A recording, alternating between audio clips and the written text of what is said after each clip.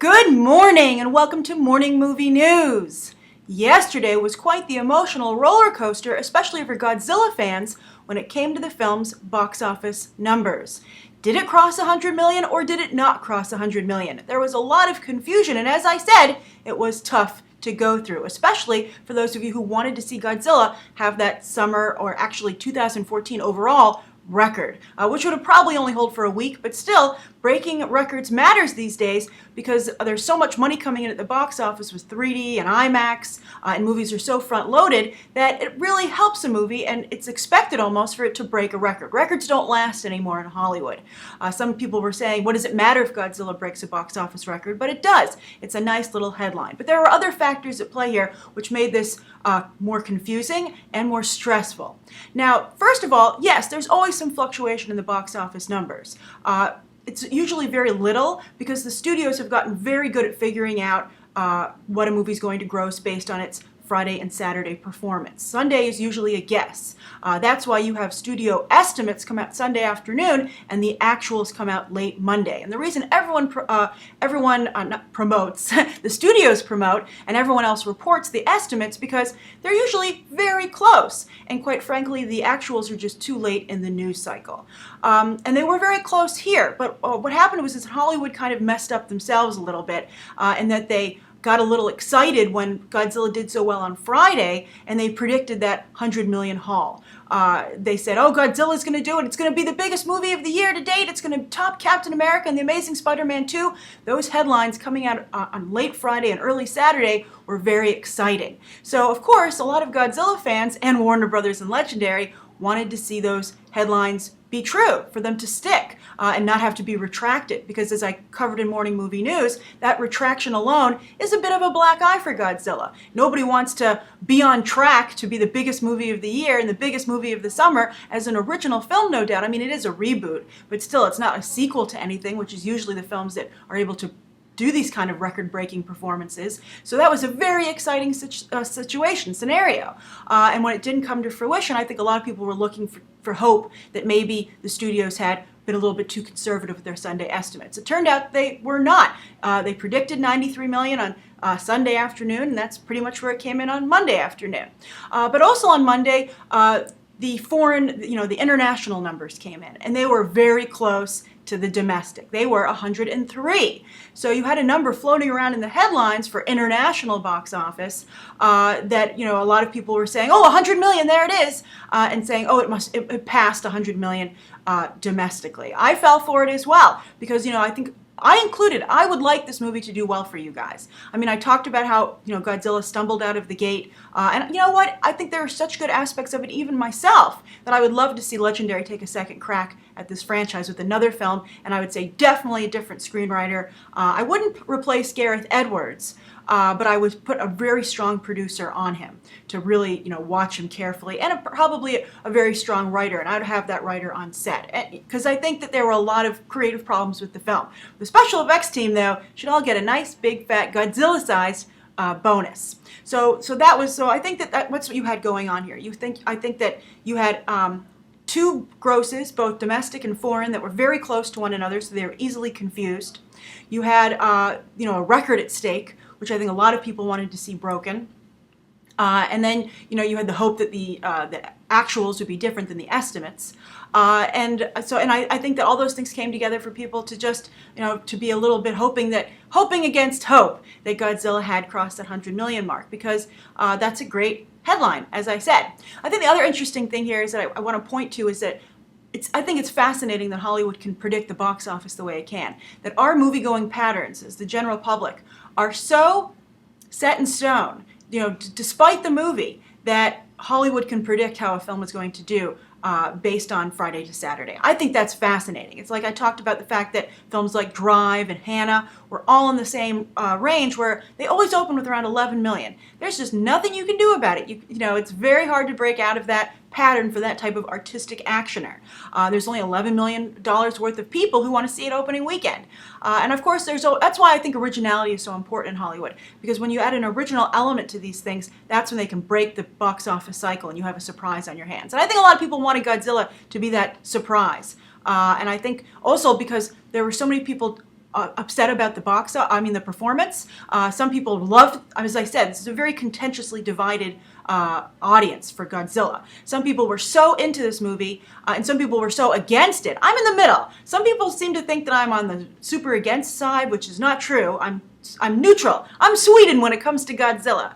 But some people are so staunchly on either side of the debate that I think they both wanted the box office numbers to work to them, particularly the positive side. I think that those fans who loved Godzilla and don't understand why some people don't, and some people actually hate Godzilla. I see a lot of really surprised and shocked comments in the videos over the weekend from viewers who loved the movie saying, I just don't understand where all this criticism is coming from. And I think they wanted these box office numbers to both, validate their love of the film, and also to prove the naysayers wrong, and to be like, you guys are definitely in the minority. I think the real verdict on Godzilla will be weekend 2. Now, of course, X-Men is going to take a huge slice, a huge snick out of Godzilla, but I think that word of mouth is also, I think it's going to factor in. I would predict a drop somewhere in the 60s, which, by the way, is pretty normal for a blockbuster. It would have to drop in the 70s to be a disaster. So if it drops somewhere in the 60s, hopefully, if it's high 60s to the 70s, Godzilla has a problem.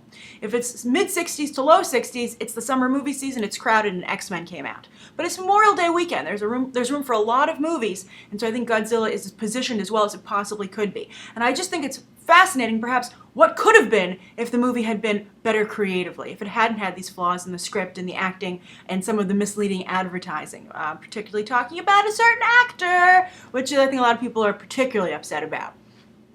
So I'm very curious, do you guys think that you would have recommended Godzilla more if it had better word of mouth?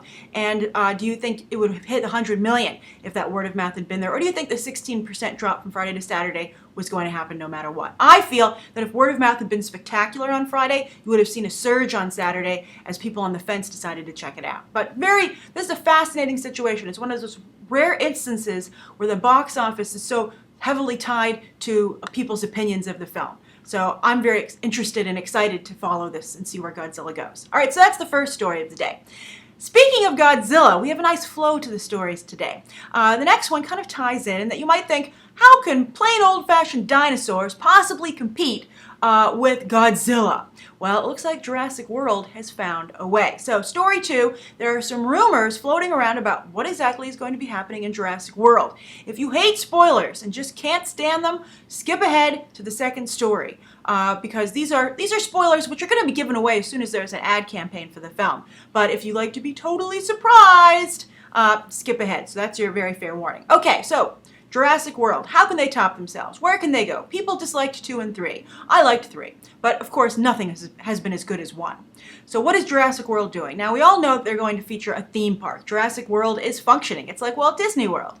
And these new rumors are saying that the park is located near, of course, Florida, the theme park capital of the world. And you have to take a high-speed boat to get to Jurassic World. It's a great family vacation, of course, until everything goes wrong. I think that's a great idea as a big theme park person myself. We've been talking about theme parks a lot lately on the show, but I'm a big theme park person, and so I think that a movie that takes place at a theme park, especially a very cool one, would have an added layer of enjoyment for me, because I can really relate to going to have that experience. But there's something else happening here, which I think might jump the dinosaur.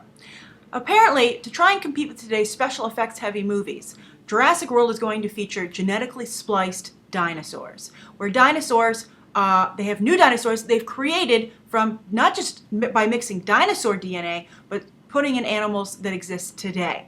And they're going to create a super predator. Maybe a Godzilla-type dinosaur? Yes, Jurassic World, the rumor is, and this is such an incredible rumor, I'll be interested to see if it's true, but they're creating a dinosaur that I think they feel, that Universal feels can compete at the current box office. So what is this super dinosaur going to be like? So the description is, it has the instant camouflage capabilities of the cuttlefish. So of course you have a dinosaur that can hide and change its skin color. So he blends into backgrounds, the description says. It's smart like a velociraptor. Who can forget how smart those velociraptors were in Jurassic Park, the first one. Great sequences with them. It made the velociraptor almost as popular with dinosaur fans as the T-Rex. Jurassic Park made Velociraptor a star. And then also, this dinosaur will use its jaw like a snake, meaning it can unhinge and swallow things whole. And then, of course, they say it can terrorize like the T-Rex, which is the most famous dinosaur of all in terms of its ferocity and size. So I think that's a very interesting choice, and they're saying things go wrong, of course, when science goes wrong. I think I can see that storyline, and of course Jurassic Park is very much a science-based movie, how they even created the animals, and also they talked about it in the first one, slight spoiler if you haven't seen Jurassic Park, and that they filled in the holes in the DNA with frog DNA, as you might recall. And since frogs can change their sex to mate, to make sure that they carry on the species, the dinosaurs did. So, of course, the protection that they had in place at Jurassic Park that they couldn't mate because they were all the same gender actually turned out to not be correct because nature found a way, a famous line from the movie. So, of course, it looks like nature found a way to compete at the box office with that little help from science. And then, of course, there's another angle where apparently there are good dinosaurs, where Chris Pratt is someone who works at the theme park, and the rumor continues that he has dinosaurs that he's trained, kind of like cute dogs that aren't genetically spliced, that come to their rescue, velociraptors and maybe even some T-Rexes. So you're going to have dinosaurs fighting dinosaurs with humans picking a side. It sounds a little bit like Indiana Jones getting to that refrigerator, quite frankly. I'm surprised that Steven Spielberg would sign off on this, because I think one of the great things about Jurassic Park is that it's had a realism to it. As I said, the theme park even adds a realistic aspect to the film. It really further grounds it in reality. So to have this fantasy aspect, I don't know, people do play around with DNA today, so maybe it's possible, but it just seems like maybe Jurassic World should maybe needs a little bit more self-confidence. Maybe it should look in the mirror and say some self-affirming statements, because I don't think it needs this. But the idea that I wouldn't see Jurassic World is ridiculous, no matter what they put in it. And I'm curious to how you guys feel. Do you feel the same way? And do you like this idea, or do you want your good old-fashioned dinosaurs? Although the dinosaurs in Jurassic Park are incorrect, because apparently now we've learned they had feathers. So it's all over the place. But that's the rumors about Jurassic World that just came out this week. And so I'm curious to what you guys think of them. All right, third story of the day. This is interesting. You might have noticed now that Fantastic Beasts and Where to Find Them has been bumped to the third story of the day, because on YouTube, nobody cares about this movie. Although, a few of you wrote into me when Alfonso Cuarón, his name was floated out there as someone who's in talks, deep talks, to helm the movie. So, and as I said, like last week when I covered Fantastic Beasts in that episode, I appreciate those that you did watch, but it wasn't very popular. It wasn't as popular as some other episodes of Morning Movie News, which is a way that I can gauge interest in a film, by the way, how well it does in a Morning Movie News piece. But anyway, I said that maybe when the film starts coming together with a director and a cast, people will become more interested in it, because dating it for 2016, same year as Superman vs. Batman, did nothing for the general public. So Alfonso Cuarón, I think this is a very interesting choice, and a choice that makes sense. And a lot of you are excited about it. Everyone who wrote into me about it said, this is great, I'm very excited, I think he's a great choice. Now, of course, Alfonso Cuarón made his foray into blockbuster filmmaking with the third Harry Potter film, Harry Potter and the Prisoner of Azkaban. And not only did it help Alfonso Cuarón's career, but it helped the franchise considerably. Chris Columbus had directed the first two, and while they did very well at the box office, people felt they were lackluster. The fans felt there wasn't the greatest filmmaking you could possibly have. And as I recall, when I saw the movie, there was a lot of buzz about how much energy and artistic capabilities that Cuarón had brought to the film. And you could tell right away that it was a more filmic, cinematic experience. So I think it's great for the franchise to kind of circle around and pick him up again and have him, see if he can rejuvenate it and energize it once again. The other reason he's an interesting choice is that Gravity wouldn't have been possible, I think, without Prisoners of Azkaban.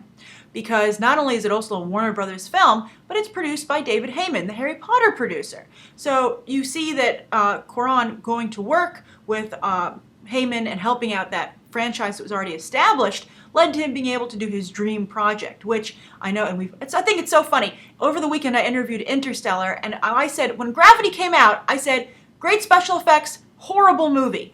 And everybody fought me on this. It was really contentious. It was like this big thing, and everyone said, you don't understand the craft. And then all of a sudden I said, Interstellar is in trouble because the special effects look so poor compared to Gravity's space special effects. And everyone jumped on Gravity and was saying what a horrible film it was, and it was just a piece of crap, and it was all special effects, and everything that I was saying. And then here was the real here was the real irony. People were accusing me of saying that Gravity was a good movie. It was just a really funny change of events. And I think that, at the very least, you have to admit, I stick to my opinion on a film, no matter how unpopular it might be. And I think it's funny that I stuck with this one long enough that it's suddenly become the popular opinion. But anyway, Gravity, of course, made a ton of money, had a bunch of Oscar nominations, so good for Cuarón. And so I think it's also great that Heyman might be able to utilize him again. And of course, they've been spending a ton of time together. Gravity was a film that spent a lot of time in development and pre-production. Special effects had to be developed. So Heyman's been on that entire journey. So obviously he and Cuarón probably have become quite close. So I think it's a great choice, and I think it's great for Fantastic Beasts. And if it can start to maybe get people excited about this movie, it's great for Warner Brothers. And also, I think that the third thing here is that Cuarón is so good with special effects now after Gravity. I'd love to see him apply that to Fantastic Beasts, which is obviously going to be a very special effects heavy film. So obviously, Cuarón needs a strong script, and I think since he wrote the script for Gravity, he's not aware of what is a strong script. But J.K. Rowling is taking her first crack at screenwriting with Fantastic Beasts, and I think, I don't know. I know her books are very popular. I personally feel they need to be edited down severely because they're a little bit too descriptive, and I wonder if that's, some people like that in their books, but I wonder if that quality in her writing will carry over to her screenwriting. And I hope she understands that the less description you write about a scene, the better, because it really annoys your cinematographer and your director, and they just tend to tune out. You're supposed to have very little scene description. You're supposed to really focus a lot on, where the scenes are taking place, the flow of the story, and the dialogue. So fascinating. We'll see how this comes together. But I think Cuarón is a very good choice, and it just shows a really nice loyalty to both Warner Brothers and Heyman. And Warner Brothers, of course, prides himself on being a talent-friendly studio that cultivates these kinds of relationships so they can benefit them just like this. All right, so that's the third story of the day. Now let's get to the viewer question. Well, we had a lot of good ones actually, and I've saved some for later on. But this one I wanted to answer for two reasons. Not only is it good, it's from Daniela Dahui. And not only is it a very good question, which actually someone else gave their answer to, which I thought was a pretty good answer itself, and I'll mention that in a moment. But Daniela and I disagreed on Frozen quite a bit. And Daniela wrote some very impassioned, defenses of Frozen in my videos for it. Very long, they were huge, and that's one of the things about Google Plus. You guys can write essays, and Daniela wrote essays, and she was very passionately in favor of Frozen, and she was really a huge defender of it. And so the reason I picked her question today is at the end of it, she said, I hope that you're not upset with my defense of Frozen. I'm a fan of the show, and I hope that won't keep you from answering my question. So I wanted to take this point to not only prove to Daniela no hard feelings, but to just let you guys know. I mean, I know we disagree about some films sometimes, and I think that's sometimes, part of the fun, that we have spirited discussions, that we can all be honest. We have, we're not all, trying to please each other here. We have actual, honest discussions with integrity about films that some of you love and some of you hate, and some films that I love and some films that I hate. And so, as long as you're respectful in the comments and you don't take any personal attacks against me, please contribute to the conversation. Say what you think. Write as long a defense of the film as you want, or a critique of the film. I had a great time reading the Godzilla comments over the weekend. I thought it was fascinating to see you guys differ so much and to articulate both sides so well. So Daniela, honestly, really, no hard feelings, and I'm glad that you have no hard feelings against me for not liking the movie. I think always the greatest thing you can say in an argument is, why does one side have to cave? You can always say, let's just agree to disagree. Because at the end of the day, filmmaking is, is an opinion. You have an opinion of it. The beauty is in the eye of the beholder. And no one can tell you what you're seeing. All right, so Daniela's question. Great question, Daniela. Daniela says, with recent Hollywood films focusing more on special effects than the writing, according to what you mentioned here, yesterday I talked about Viggo Mortensen's criticism of Peter Jackson and how I think it really kind of applies to the filmmaking business in general. Daniela says, both critics and audiences have a lot to say about when they critique film. So audiences and critics have noticed this as well. It's not just Viggo Mortensen, but he had more of a pulpit to speak from. So Daniela continues, and she says, when talking about why they believe the script failed, it's only natural for them to explain how they think they could have improved on the story. It's like the guy on YouTube who talked about the first 2 Star Wars prequels and writes his own version of the prequels. And she says, I don't exactly know how rocky the relationship is between filmmakers and critics, but do you think it'd be a good move to have professional film critics be more involved in the film industry in developing scripts and films instead of just reviewing the final product? To me, a great film critic is what a great film director is, because both understand the storytelling and craft of a great film. Except that the film director is in charge of the quality of the film and has to make the creative decisions in the making of the film. Really complicated question. And another reason I brought this up, Daniela, is that a lot of people have taken to this kind of defense of a film saying, well, I'd like to see you make a movie, and let's see you do a better job than Gareth Edwards. And I think that it's important to remember that that is not a good defense of anything. It's like saying to somebody who critiques Richard Nixon and Watergate, say, if Nixon were to say, hey, Carl Bernstein and Bob Woodruff, if you think it's so easy to be president, why don't you try it? You shouldn't critique me because you don't know what it's like until you've walked in my shoes. And that's not true. There's always checks and balances. There's checks and balances in the government itself. The press is supposed to be a check and balance on the world, letting people know what's going on. That was one of the great, Anchorman 2, funny movie, but a great speech at the end about the purpose of news and why it exists and that it is a check and balance.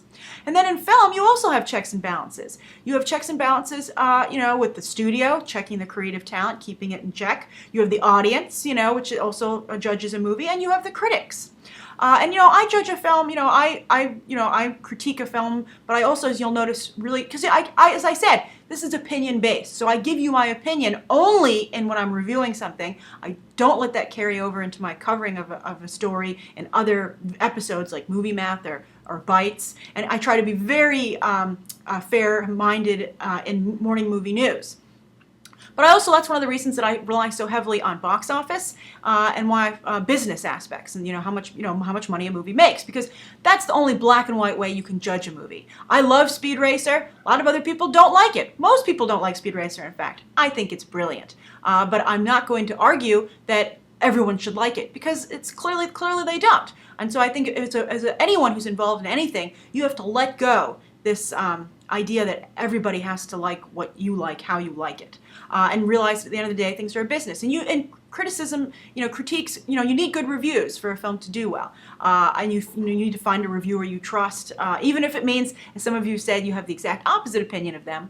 But you need to find a critic you trust, and and then of course draw your own conclusions. But I think what you're saying, Danielle, is almost like saying, well, maybe an artist should have an art critic come in and tell them, how to do something. And I think that would be a mistake. I think that some film critics have become filmmakers, but I think that you have to let everybody play their role. And I think that, there's something to be said for artistic vision and for taking a chance. Sometimes things don't look good. Like, as I said, if someone had showed me the trailer for Saving Mr. Banks, as I said when I reviewed it, this is horrible. This is not what Walt Disney's like. It's a horrible movie. And in fact, the trailer was just really poorly done. And it was my favorite movie of the year, actually. I did a complete 180 on that. And also, so I think people, if you brought in, this is such a hard question, Danielle. I'm glad you asked it. And I want everybody to chime in down below. I think if you were to bring in a critic, it would be like safe filmmaking. It would be filmmaking by the numbers. There's something to be said for heart. Now, film critics and film journalists are sometimes brought in to look at films once they've been edited. And I think it always helps to have an extra set of eyes. But at the same time, your editor, your director, if they know what they're doing, if these people are professionals, they shouldn't need all this oversight. And I think critics are not supposed to critique a film, but they're supposed to also talk about where it stands, and how time goes, in the span of things. So, as I said, really sophisticated question. Great job, Daniela. And that's my first half of the answer. Now, Dancing Dog said that one of the reasons that films don't work out and you just can't make the best film possible is because there are a lot of cooks in the kitchen, which is true. You have a lot of executives to please. Sometimes you have someone who's an executive overseeing you that doesn't know what they're doing, but they have final say. All these great stories that I'm sure you've heard many times about, as Dancing Dog 60 pointed out, someone wants to put their girlfriend or boyfriend in the film, and you're stuck with it. Someone's sleeping with somebody, so they cast them in the role even though they're not great, etc., etc. That is also true. Sometimes you just can't do the best thing. You have to make compromises. I don't think that's the case with Godzilla, though, because there's too many problems. But anyway, so you might be thinking to yourself, and this is what else I wanted to say to your question, Daniela. Why would anyone submit themselves to that? Why wouldn't they want to just make the best film they could? And in the indie film world, you can make more of the great film that you want to make. You have less cooks in the kitchen. Although again, it's very important what what judges think at the film festivals. You know, what the studio executives think when they see your movie. You know, should those people be involved in the filmmaking process? I don't think so. Again, checks and balances. Everything has a role to play. But the reason that you would submit yourself to this is because look at the scale at which you can work. You get a bigger budget, you get better toys to play with, you get more resources, not just in terms of toys, but also you can get better actors, and then also you get a much better release. Look at the advertising campaign for these films. Look at, people knew Godzilla was coming out. That was a very well done advertising campaign in comparison to, I think, you know, The Amazing Spider-Man 2, which maybe gave a little bit too much away. Although, as I said in the opening story, the Godzilla advertising campaign was a little bit misleading, which actually might end up maybe hurting it at the end, but it launched the film spectacularly. So that's my answer to it's my kind of answer to your question, Danielle. It's a very difficult question, so I'd be interested to know how everybody else feels about this. I think maybe it would be nice to run ideas by a film critic or a film news person, but at the end of the day, it doesn't have to be a film critic or a news person. Every single creative person should have someone in their camp or that they know, that they trust, whose opinion they believe in. And they should ask them what they think, because nobody should create in a vacuum. All right, that's today's morning movie news. Thank you for tuning in. Please write down below what you think of today's top 3 stories, the viewer question, and anything you'd like to see covered tomorrow, and any questions that you might have. Thanks for watching. Bye.